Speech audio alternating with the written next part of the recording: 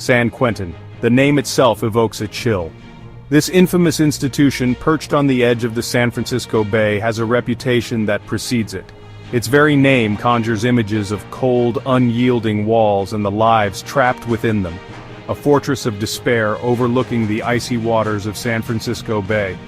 The prison stands as a stark reminder of the harsh realities of the penal system, a place where hope is often a distant memory. Since 1852, this ominous institution has stood as a grim testament to California's unforgiving justice system. Over the decades, it has housed some of the most notorious criminals, each adding to its dark legacy. Within its fortified walls, countless souls have been swallowed by the abyss of the penal system, their lives forever altered by the relentless march of time and the weight of their sentences, their stories echoing through the corridors of time. Each cell, each hallway holds the whispers of those who have come and gone, leaving behind only memories and shadows.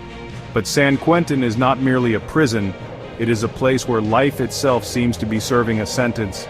The very air is thick with the weight of despair, and the walls seem to close in on those who reside within.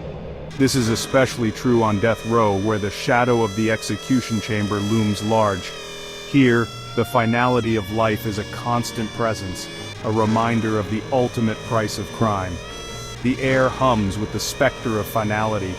Each step taken within these walls is a step closer to an inevitable end, a journey marked by the echoes of those who have walked this path before. The execution chamber, a sterile, brightly lit room, stands in stark contrast to the rest of the prison's grim atmosphere. The walls are pristine, almost clinical, devoid of any warmth or humanity.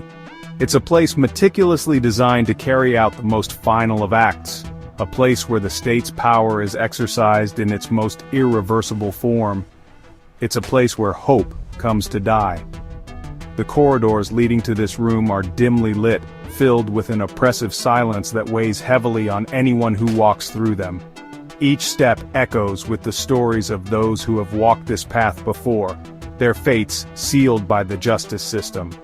A gurney, strapped and ready, awaits its grim duty, a chilling symbol of the state's ultimate power. The leather straps are worn from use, a silent testament to the many lives that have ended here. The gurney is not just a piece of furniture. It is a symbol of finality, a stark reminder of the consequences of one's actions. Names like Stanley Tookie Williams, once a notorious gang leader who later advocated for peace, still resonate within those walls. His transformation from a life of violence to one of advocacy is a story that continues to inspire and provoke thought. The walls of the prison are etched with the names and stories of many like him, each name a chapter in the complex narrative of crime and punishment. His execution in 2005, despite international pleas for clemency, serves as a stark reminder of the capital punishment debate that continues to rage in America. The protests, the signs, the voices calling for clemency, they all highlight the deep divisions and moral questions that surround the issue of the death penalty. It's a debate that touches on justice, morality, and the very nature of humanity itself, a debate that shows no signs of ending anytime soon. Within San Quentin's unforgiving walls, another battle rages, the constant struggle for power amongst some of the most ruthless prison gangs. The Aryan Brotherhood, Mexican Mafia, Black Guerrilla Family, names that strike fear into the hearts of even the most hardened criminals. Their influence seeps into every corner of prison life, from drug trafficking to protection rackets. Their codes of conduct, often written in blood, dictate the terms of survival within this concrete jungle.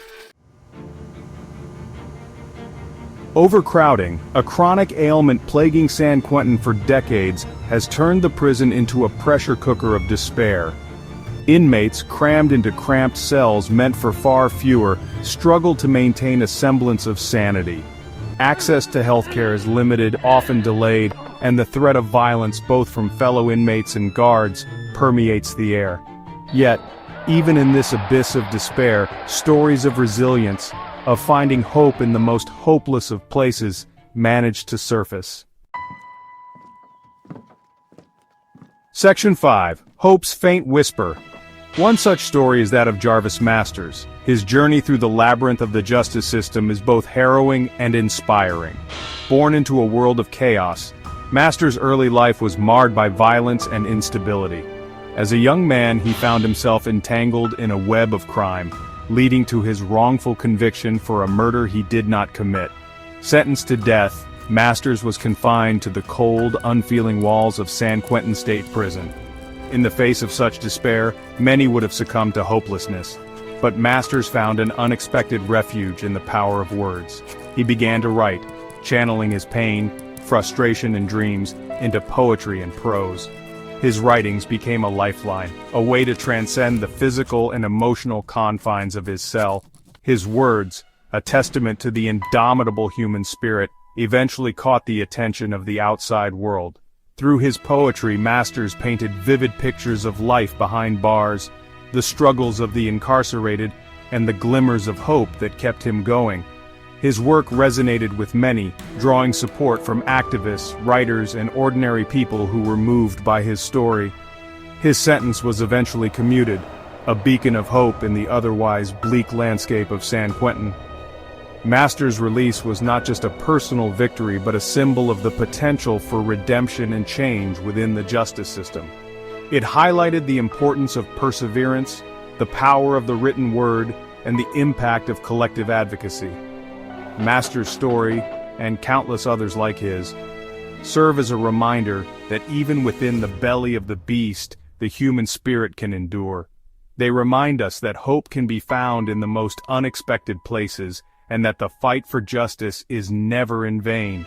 Through the darkness, a faint whisper of hope can grow into a powerful voice for change. Section 6. Marked by time. San Quentin's walls bear the scars of time, each crack and crevice whispering tales of violence, despair, and fleeting moments of redemption. The air itself feels heavy, laden with the weight of untold stories. The clanging of cell doors, the distant shouts of inmates, and the ever-present watchful gaze of the guards create an oppressive symphony of confinement. This is a place where time seems to stand still, where the outside world feels like a distant memory. Section 7. Beyond the walls. But San Quentin's legacy extends far beyond its imposing walls. It has seeped into the public consciousness, becoming a chilling symbol of America's complex and often controversial approach to criminal justice. From Johnny Cash's legendary performance behind its walls to the countless films and books inspired by its grim history, San Quentin continues to fascinate and horrify in equal measure.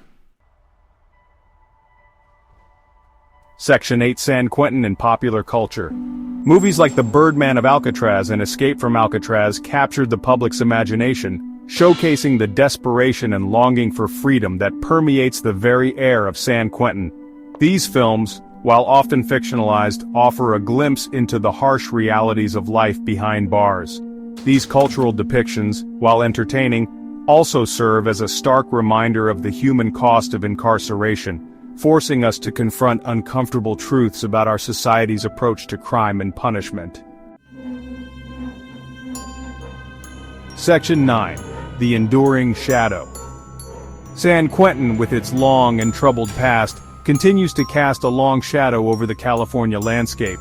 It stands as a stark reminder of the human capacity for both good and evil, a place where hope and despair exist in a perpetual state of tension. And as the sun sets each day over the cold waters of the bay, casting long shadows over the prison walls, one can't help but wonder what stories these walls will whisper next.